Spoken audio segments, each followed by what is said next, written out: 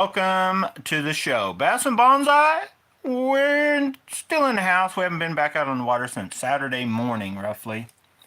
But we got a few things to talk about. Well, we got a bunch of things to talk about, but I'm going to wrap it up real short and tight. This is going to be a very short video, I promise you. This is like for real, because I'm going to come back again tonight with another live stream. What I wanted to talk about now, the Lingle variants are gone other than the Joker. The MK9, the original Lingle, and the basically what used to be the turquoise fox, but it had the green, if you remember, is basically the remnants was left over of the Joker to get to this reel, but you ended up with a solid black reel. That's very awesome. So I sold these and they're gone. And if you bought these, message me again because I can't find your message, but I do have the PayPal and I have your name through there, but message me again. I'm going to try to get these packaged up tonight, shipped out tomorrow as soon as I get off work. These three are gone. We're going to keep the Joker around to continue the Lingle legend, right? The Lingle legend continues. So you're going to get this reel, those two spools. Actually, these two reels, all those spools interchange between these two. The true Lingle is by itself with the dynamic braking. The most capable spool is going to be right here. In this guy, side plates do interchange. You could actually unbolt this stuff and switch it around if you wanted to, change it all up. That's what's cool kind of about these Lingles. Both are 7-3 to 1. That has brass gears. I believe these are aluminum gears. That's 8 to 1 brass gears. So yeah, so going to get those shipped out. The two spools come with that one, the one with that one. This one only has one. I'm also going to go ahead, and I didn't even include it in the price or nothing, but I will go ahead. I do have the stock handle. The problem with the stock handle, it's tricky to find knobs that fit the stock handle is shorter, and I'll show you on this one. But I'm going to throw this one in.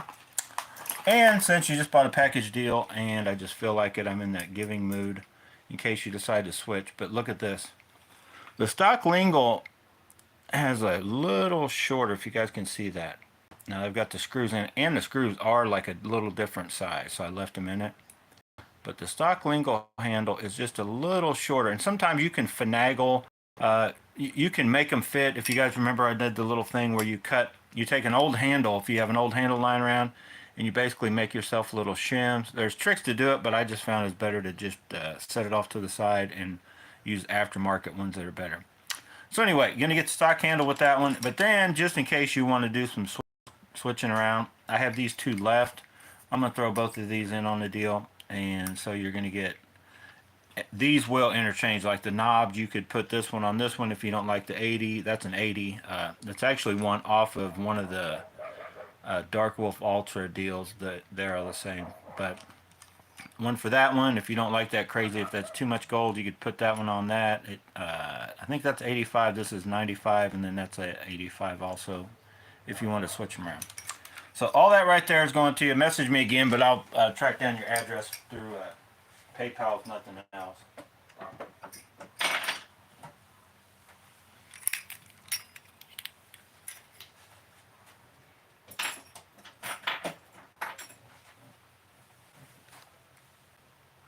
Now hang on. Don't go anywhere. There's more. That was just those are gone. They're out of there. I don't know what it'll make room for. Probably nothing. We got an unboxing to do. Okay. So these are the baits. Now, I'm just going to pull these. Let's get the unboxing out of the way, because if you guys have watched the last video where talking about the Megabass sv-3 knockoffs kind of stole the show, and I'm going to talk about baits that were kind of working that day, but that one color seemed to be dominant, and we'll talk about that real quick. And then the fact that if you watch that video, I'm going to release one tonight. Don't watch it. What happened was that video messed up. If you guys watched that one, I did it, I guess. Somehow in editing that, I doubled up some footage and I left like way too long in another section. So it's still a long video, like 45 minutes. I shortened it down to like 42 minutes by fixing the mess up. And so I'm going to basically delete that video that I released and re-release the fixed one. So anyway, we ordered some more spinnerbaits, which are knockoffs, and a couple more of these crazy with all the black in them that I take off. So you just have to take my word for it. If you don't want to watch my fishing videos and you just watch live streams, go watch those and you can watch me do it. And that's why I left that footage in. You can watch me sitting there and doing chicken fried steak in the house saying hello. Jaden says hello.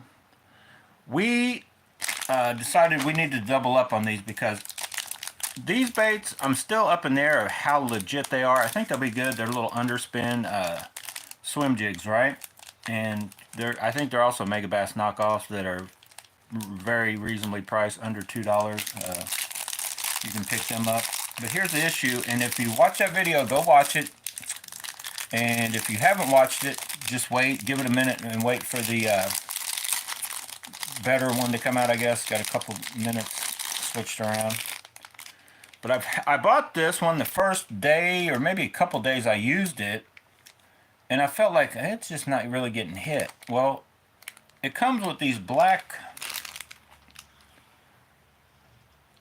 strands of skirt material in it that I honestly feel they make it look like once you get it wet and stuff, it, instead of imitating bait fish or anything, it almost looks like you got gunk stuck on it. And I'm a firm believer in if you get any kind of gunk on a bait, you're less likely to get hit. So I just pull all those off right off the bat now. I did it on this bait. I already have one rigged up because these baits are the same way. I think that's too much black on this one. Now it may not be as bad because you're dealing with the darker color, the contrast. The only one bait that contradicts this whole thing is that yellow and black skirt material. They are just known to kind of work at times though. But like if you're wanting to try natural, because there's nothing out there swimming in water that's like yellow and black bumblebee, but there's just times when that color does work. But this bait here, after you pull all these out, looks more crappie like in my opinion. Now I wish that head was closer to this like a silver or gold, and I mean you could scrape it down or whatever. And you'll probably want, this is not much of a weed guard. It's, I don't even, honestly, it doesn't do much, but I would recommend cutting it down to the back. If you guys don't know about any kind of jig, like you push that weed guard down, it does really no good to have it way up here, anything like to the barb, where the barb is. So you want it to go to the hook point, past the hook point, but honestly anywhere past the hook point before the barb, right at the barb. Cut that excess off. It's just less stuff up there that could turn a fish off from biting, right? The whole point of baits is to try to turn them on to biting, not off from biting. And I wish they would have made, I wish companies would put a little more effort in, not even just the knockoff companies, paying attention to what color jig heads and what the skirt material is going to be, and matching this banding stuff, weed guard material, closer to match that color. I know the back of the head is black, but you got this standing way up there just... and I don't know, and you guys comment, why can't they make this clear like they make fishing line? This is just a plastic. Why can't this stuff just be made clear? I've always wondered that. Like, why is it impossible to make a clear, harder type material? Or maybe just, heaven forbid, don't worry about a bunch of strands. Have two plastic strands, one coming this way, one this way, maybe three. One right in the middle, one this way and this way, of a lot thicker material that's clear, like you know, harder line. Anyway, that little fix right there, in my opinion, fix those up, and I'll do that one later. Let's jump to these. So here are the sv-3 knockoffs, and I basically just went in and ordered another one of each color that I didn't already have. I just did an unboxing. That is the first color that really went on fire for me when I was at Pogue, with that little Meredith bait on the back of it, and that thing was just like money. I really haven't done much with I think I threw the all white one, kind of the white python-y look, briefly, but I figured I wanted at least another color. Heaven forbid I'm out and I lose all of them I have in this color, and then I can go to that. But then this color was the first one of these knockoffs that I actually had work. It worked like one day when I was at Pogue, and the next day I went back, I couldn't get hit on it again, or as good. So we're going to open these up, and I'm going to double check these guard. I don't even know if they call that material that's hanging off the back, but let's look at this one right here. It's the same color as what was working in that video that I just dropped. I think it's a perfect crappie imitation. I honestly think, though, if just in my short time back into the spinnerbait game, I used to never run anything on the back of my spinnerbaits. If anything, I ran those little, and they still sell them, just a little, is it Yum or Booyah? I don't even know who makes it. Just that little, I think Z-Man even makes them. The little, like, real skinny, long twin trailer thing. But as you can tell, I don't know about Megabass. I've never really paid much attention to the true ones. But these knockoffs, they can come different ways. But I'm going to take, I think, all of this off, all of mine. And you see how funky they put it up here anyway? Now, usually what you can do is you can take your scissors, because that is, even if it was down there right, I don't think it works as good as a true, like a boot tail on the back. You're trying to imitate a fish with a spinnerbait, in my opinion, more than anything else. A fish or multiple fish swimming around with the big one being on bottom. Some people call this like the first A-rig, right? It was the first miniature A-rig type thing. So you cut that off, and then I should be able to pull. You could cut the bottom off, but then you're kind of left with the little funky thing there. What I found was usually you can just pull them out. Now what I would recommend from this point on is pull the black ones out and then put a drop of super glue. So I'm going to tell you real quick about the fix. For these spinnerbaits need a fix, okay? So hang on, and I'll talk about that.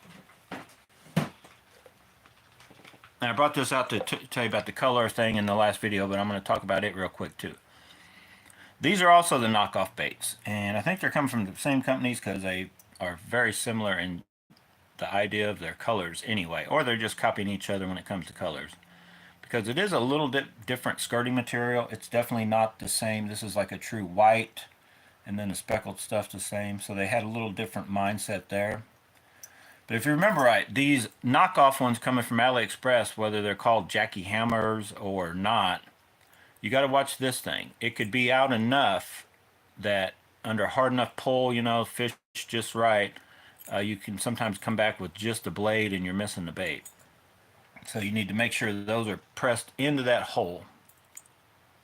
If you get the jackhammer knockoffs, basically, is what those are. They're pretty good copy. Definitely cheaper materials. You got to double check your hooks.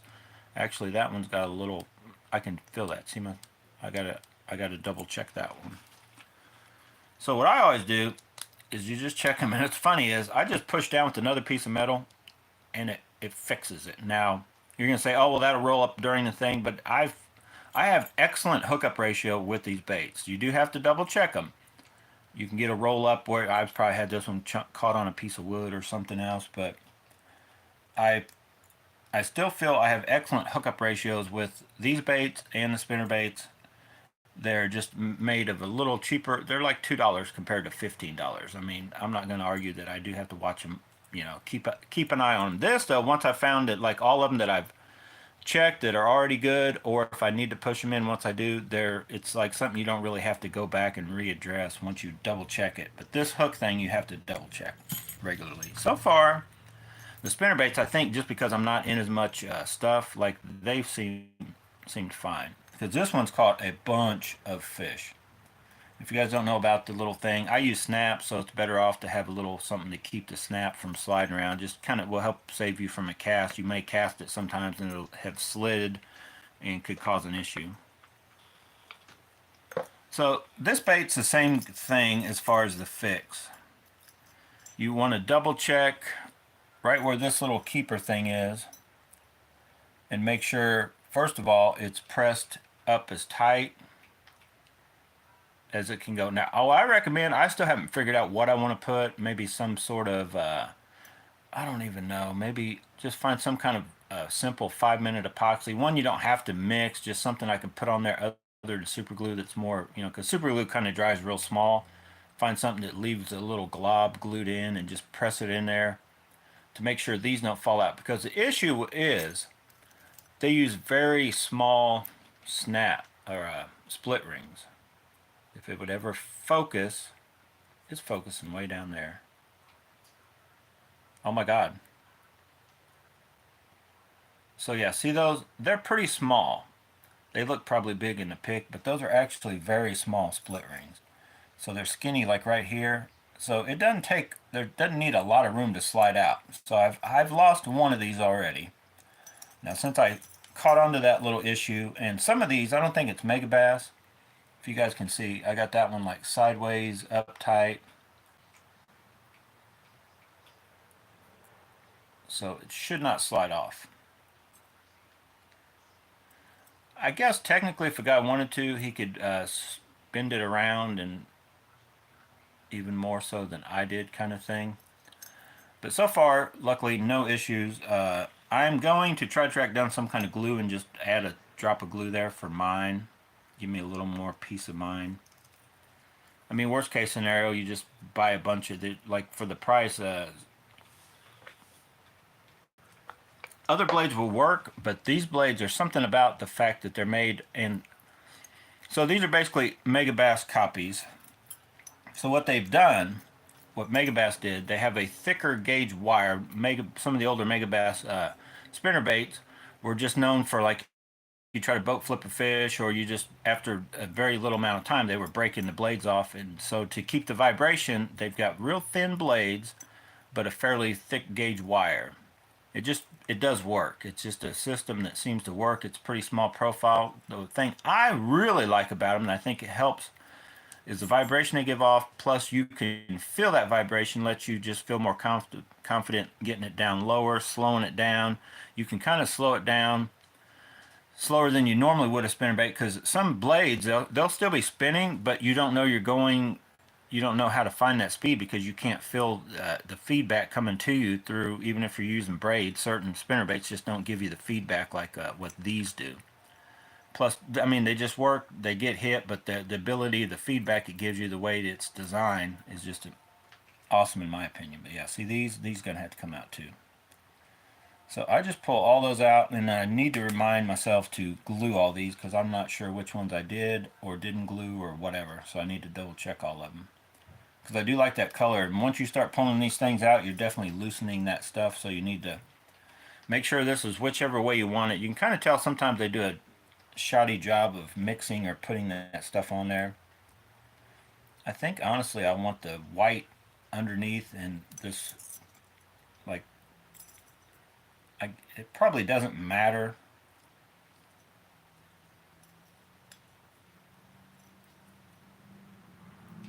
But you can kind of finagle the skirt material around. The main thing is make sure and glue it so what's there will stay there. But these are pretty good baits.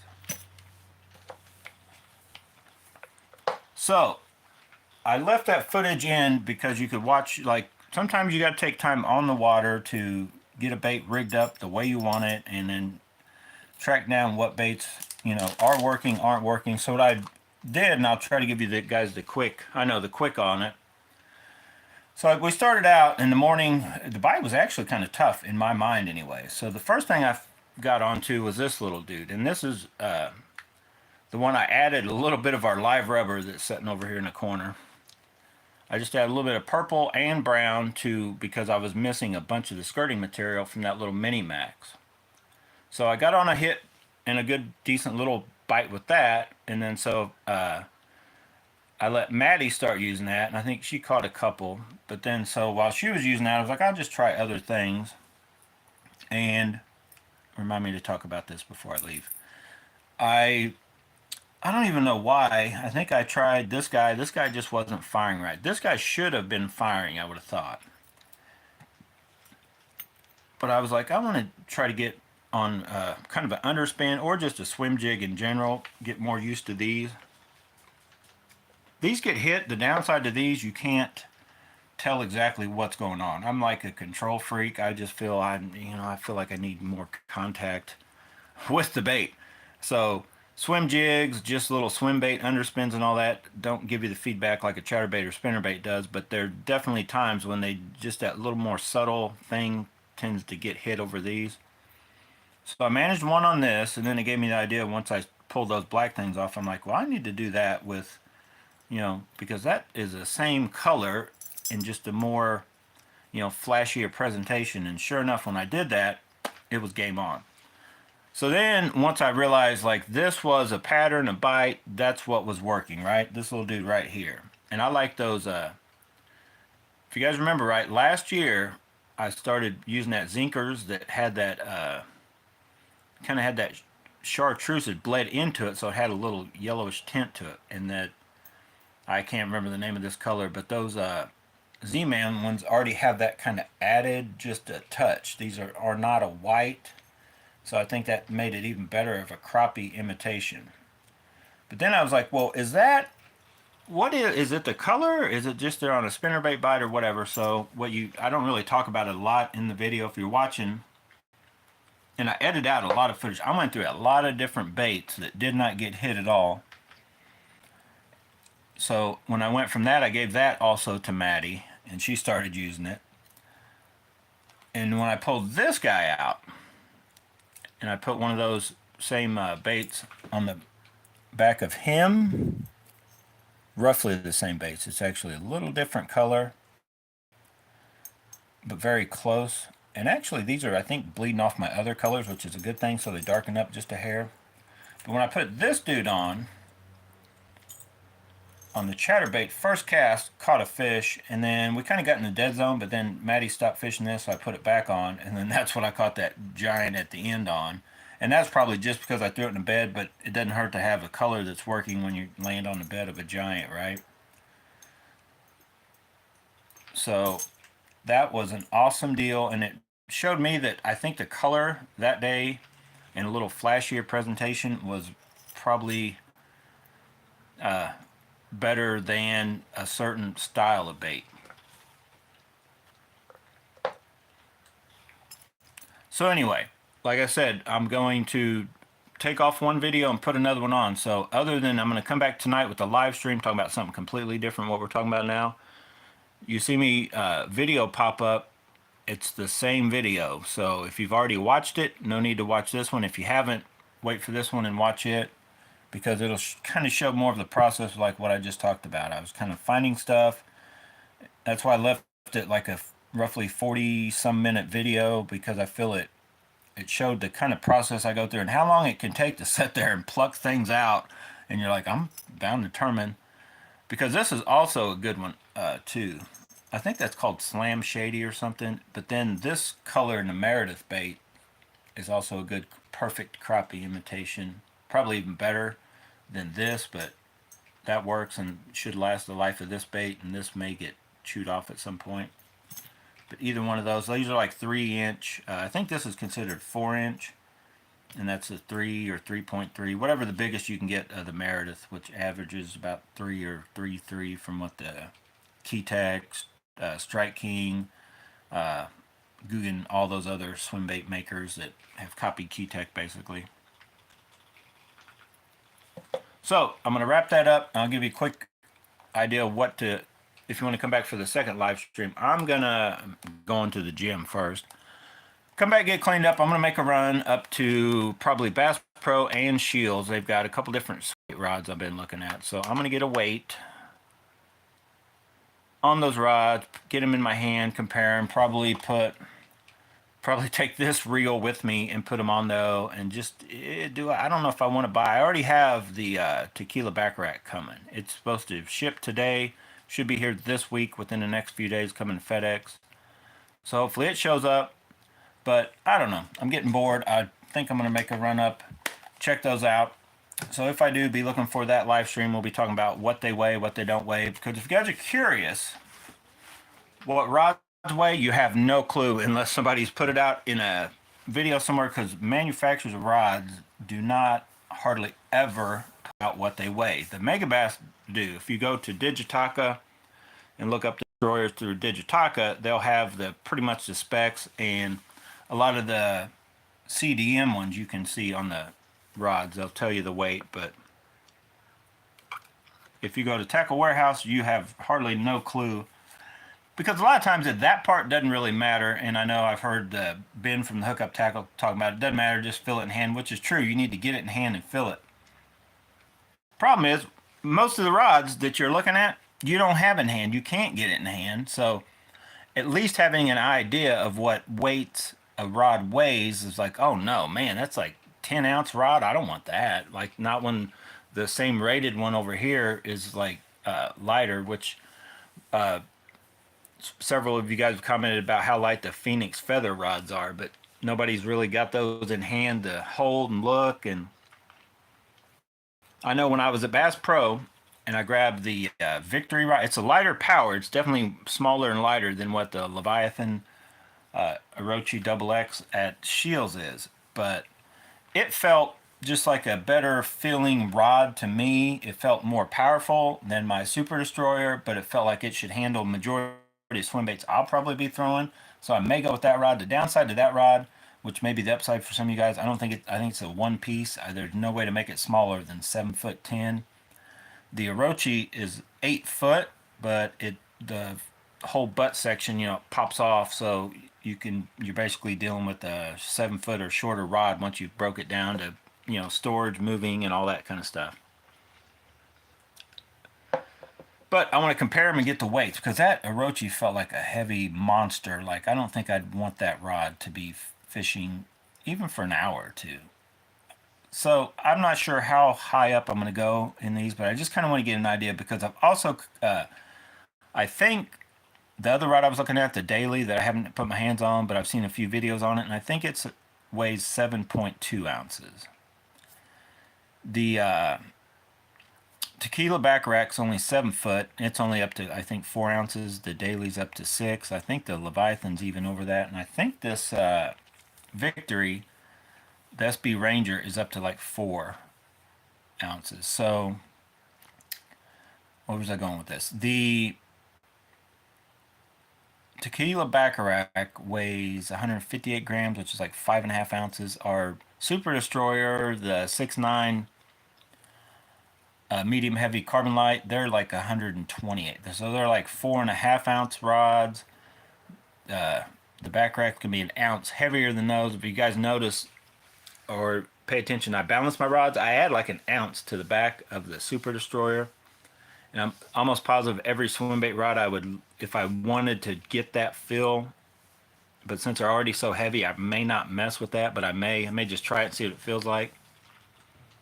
But the Tequila back rack, if it's an ounce heavier already and it still feels like tip heavy or just too out of, balance for me, I may add, maybe an ounce, maybe half an ounce, maybe nothing. I don't know. But if you put a reel on those rods that's an ounce or so lighter or heavier, then you're dealing with more weight. So anyway, I know it's something that you really don't even have to worry about unless you're as anal as I am about just having that, I don't know, that awesome feel. The same thing with the Poison Adrena. It's that 6'11" medium plus. I think it's right at an ounce on it, and I've got the Steez limiteds on it. Man, those things are still light, awesome feeling, balance with that extra ounce. So I'm hoping with the Tequila back rack I get away with it, and I might buy another Steez and put on it. That'll be my bougie swim bait rod, and then I'll have just a nice higher end one if I get the Victory with this. And then who knows, I may go insane and go with like either a budget or a heavier one on a budget, or possibly that Daily with another bougie reel or something. I don't know. I heard they're out, the new no brew tank. I looked, the Calcutta Conquest BFS, the new ones, they're not out yet, the 23s, but the 23 Calcutta Conquest MDs are out, but I think there's only the 400 size left on Digitaka. I'm not getting one of those just because they're, for as high as they are, in my honest opinion, first of all, I don't think I'll need a 300 or 400 size reel for the way I fish. Now I may get, yeah, this reel looks very good now. With that handle makes it look better. Honestly, I don't know if I can get used to that big of a handle. 100 millimeters and that big of knobs. I did shave them down a little bit, but that handle is awesome. For $54, that Gomexus, that's an awesome handle assembly. I wish they made this exact thing in a little bit, they do make this in like a 80, I want to say 85 and a 90 with the smaller knobs, but it's like 10 or 15 more dollars, and then you got to find, you know, you'd have to buy the cork knob, so you're talking a lot more money to have a smaller deal. You can't go spend $54 and have like a smaller version of this. Gomexus, you need to work on that, because this is overkill for most applications. This is like insane. 100 millimeter big honking deals. The swim bait guys say you need it. I still don't know. We're going to find that out once I start throwing bigger baits, bigger whatever. Will I like it, or will it be junky and clunky, and will I go back to small 90 millimeter just like this? So I may end up getting a 90 millimeter one just because it does look cooler, doesn't it? It doesn't gonna function anymore. It's just gonna add a little weight, but it does look cool. Now they make another one. Rook or somebody makes a similar handle that actually has, this part is more like what the varial DRTs are. It has like it's hollow, it's completely hollowed out to where you put a little adapter and then the nut. They're made, these you have to order for Shimano or Daiwa, and then so they already come pre-cut, and then little spacers go in with that nut just to make sure you can tighten it up right. But it's a very good solid deal this way. It's just with these you don't really have to. You could still kind of rig you with that Shimano spacer if you wanted to put one of these on a Shimano, but if you got a Shimano one, you couldn't just slap it on a Daiwa because it's going to come with a smaller insert kind of deal. So anyway, I got to get out here. I got to get to the gym. My pre-workout's already kicked in. I'm about ready to go nuts. Uh-oh. Chicken Fried Steak's got a question.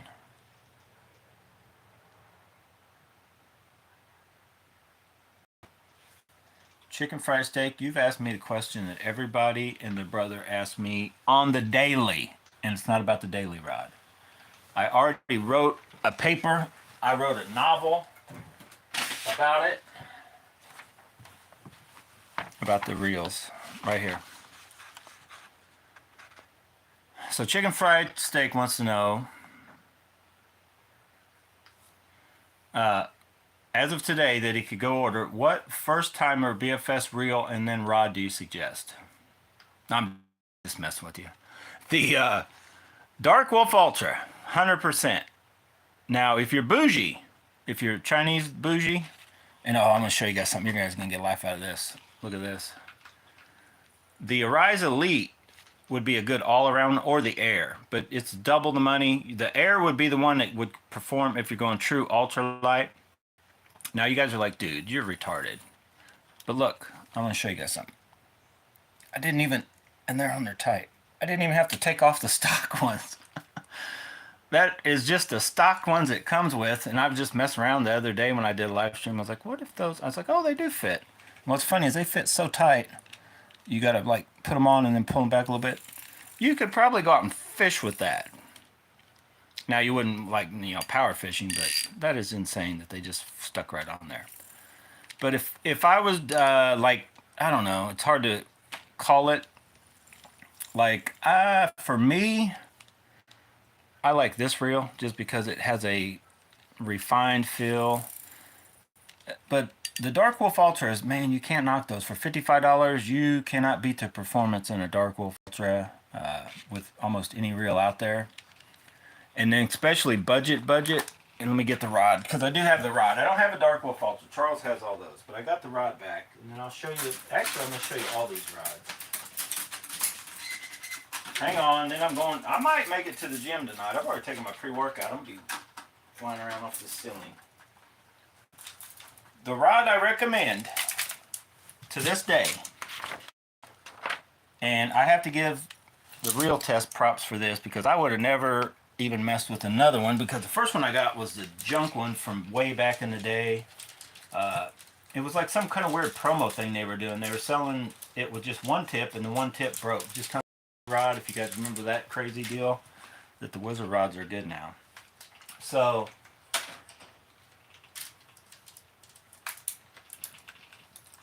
I could say that any of these rods are good first time rods, but there's a different price point to them. So it's hard to knock the Kind Teton. It's 105 bucks. The Teton 6.6 two-piece is the one you can get on AliExpress. It's hard to knock that rod too. But the best bang for your buck, same thing with the Dark Wolf Ultra. Dark Wolf Ultra is just made, I think, for this Ace Hawk CU double. Now it's going to come with this funky handle that isn't cork. Mine, I've switched out to cork. But the Dark Wolf Ultra comes with 2 tips, ultralight and the light. The light's good for like cranking, just crankbaits. Actually, a 1.0 even is good for that. You know, 1.5 and bigger, you probably want a different rod, but you could throw some different. You could throw a 1.5, no problem with the light tip. And hook sets might start getting a little difficult, but I'm sure you could, no problem. But that CU double, if I was going with the Dark Wolf Ultra, I was on a budget and don't even know if I like BFS, don't even know if I want to mess with that, still like spinning, and I'm like, I just want to try BFS, but I may just want to keep my spinning stuff going. If you're that guy, definitely that's the way I would go. You're going to talk $55 and $37. You're going to have under basically $100 in a very, like a BFS setup that you can't really touch with anything else. You could get close, you can be right with it. Some argue you could beat it with other stuff, but you may be able to bougie beat it. You can't really beat its performance on those two, that rod and reel combo.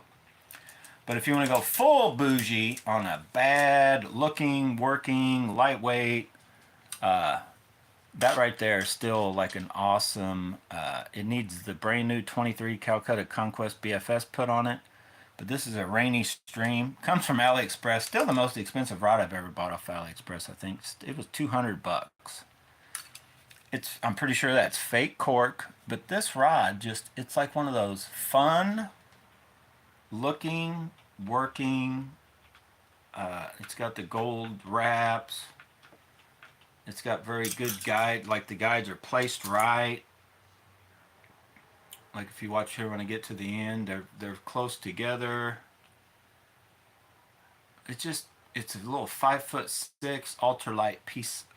Let's call it a slice of heaven is what this rod is. I know I can't talk. Nobody's bought one, but it feels good. It's one of those that I like over all the others. Now, if you're wanting one, the next one that like kind of has that bougie-esque look to it, and that's still my favorite comfort reel seat, is this one, but it just doesn't look as fancy as that Rainy Stream, but it's half the price. This one's the Streamer from Lure Star Streamer. It comes in a light or an ultralight, and it's like $85. But it's the same thing. It's got a good feel. I broke the. This is a which one's this? This is an ultralight. I think I broke the light, and it wasn't its fault. It was my fault. I broke a few rods over the years. Some of them I blame the rods. Others were 100% me. Like the Cayenne Tettons that I have broke, it's 100% me on those. Being a moron like this one right here.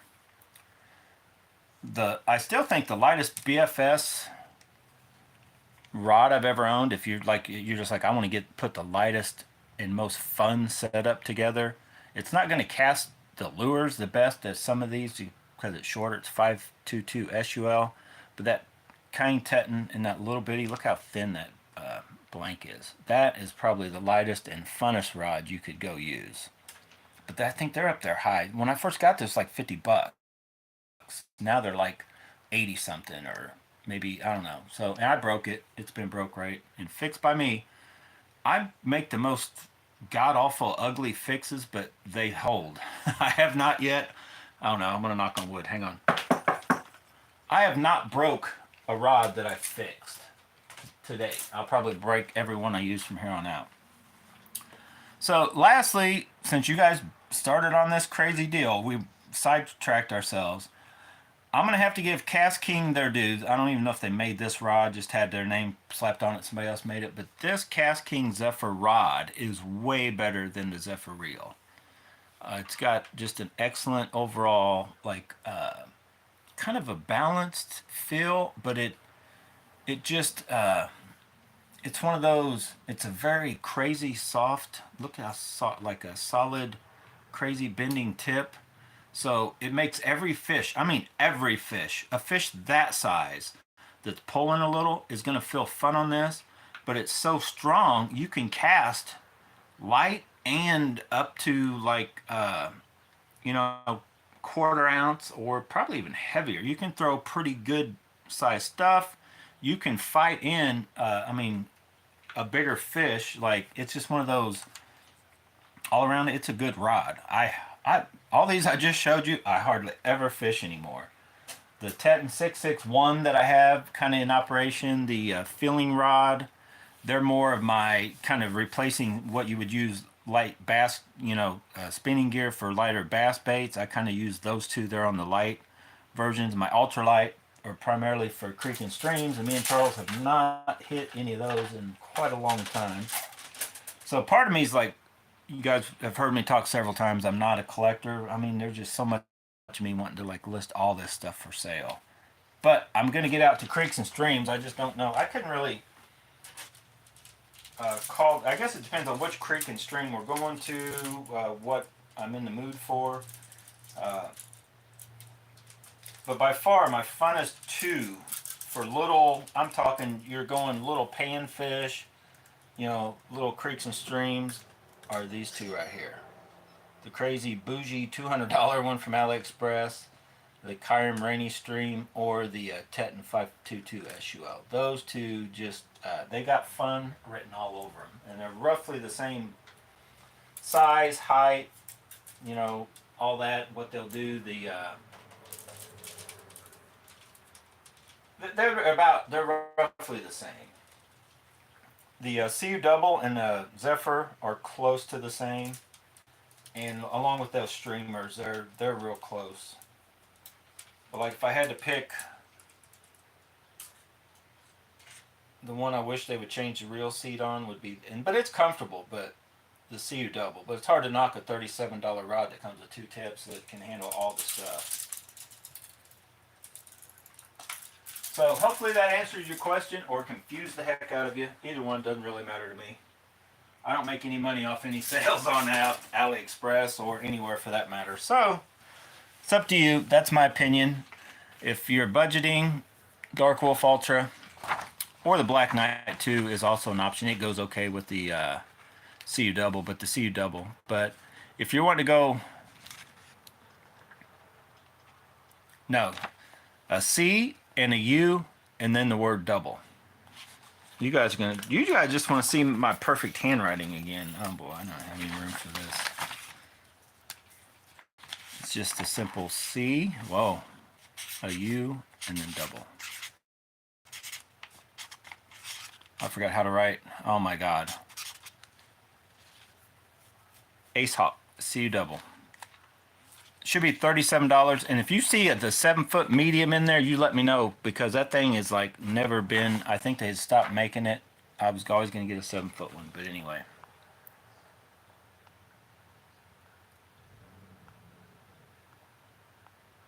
Uh-oh, Bruce's dog needs to eat, or he's a dog and he needs to eat. I'm not sure what he was saying.